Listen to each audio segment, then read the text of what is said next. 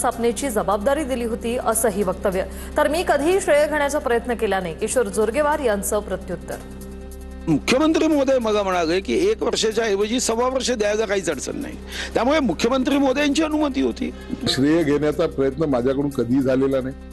हा श्रेय घेण्याचा प्रयत्न तर त्यांच्याकडून झाला।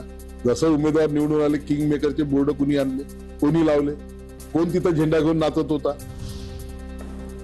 चंद्रपुरात भाजपचा महापौर बसल्यानंतर सुधीर मुनगंटीवार यांच्या रील्स व्हायरल। किंग मेकर म्हणत किशोर जोरगेवारांना डिवचण्याचा प्रयत्न। धनगर आरक्षणाचा मुद्दा पुन्हा तापणार। शिर्डीत धनगर नेते आणि समाज बांधवांची राज्यस्तरीय बैठक। राज्यभरातील हजारो धनगर बांधव मुंबईत एकवटणार। एसटी आरक्षणाचा जीआर हातात मिळाला नंतरच आंदोलनाचा शेवट। धनगर नेते दीपक बोराडे यांचा सरकारला इशारा। पुण्यातील 69 भाजप उमेदवारांचं 6 वर्षांसाठी निलंबन। भाजप विरोधात निवडणूक लढवणाऱ्या बंडखोरांवर कारवाई। प्रदेशाध्यक्ष रवींद्र चव्हाण यांचे आदेश। सिंधुदुर्ग जिल्हा नियोजन बैठकीत आरोग्याचा प्रश्न ऐरणीवर। ट्यूमर असलेल्या महिलेला प्रेग्नन्सी रिपोर्ट दिल्याचा धक्कादायक प्रकार समोर। मेडिकल कॉलेजच्या निष्काळजीपणावर निलेश राणे यांचा संताप। आता पाहूया आताच्या घडीच्या टॉप 9 मोठ्या बातम्या। शेतकरी आत्महत्या रोखण्यासाठी सरकारकडून कृती दलाची स्थापना। कृषी संचालक रक्षक नाईकवाडी यांच्या अध्यक्षतेखाली 8 सदस्यीय समिती सर्वसमावेशक उपाययोजना राबवणार।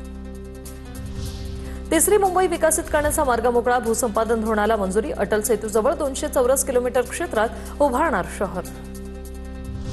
पुण्यातील पुरंदर विमानतळासाठी 6,000 कोटी रुपये कर्ज हुडकोकडून घेण्यास मंत्रिमंडळाची मान्यता। विशेष प्राधिकरण समिती स्थापन। माथेरानमधील ई-रिक्षांबाबत उद्या फैसला। प्रांताधिकाऱ्यांच्या उपस्थितीत संनियंत्रण समितीच्या सदस्यांची बैठक होणार। डेडलाईन उलटूनही समितीने लक्ष न दिल्याने हात रिक्षा चालकांचा बेमुदत बंद। सिंधुदुर्ग जिल्ह्यातील आंगणेवाडी यात्रेसाठी कोकण रेल्वेकडून विशेष रेल्वे गाड्यांच्या फेऱ्यांमध्ये वाढ।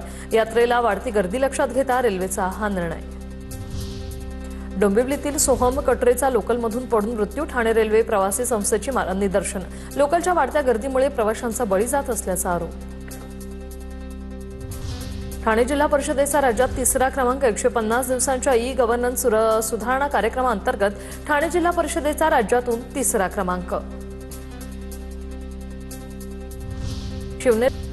अभिनेता रणवीर सिंगच्या सुरक्षेत बाड। बिश्नोई टोळीकडून कथित धमकीची व्हॉइस नोट।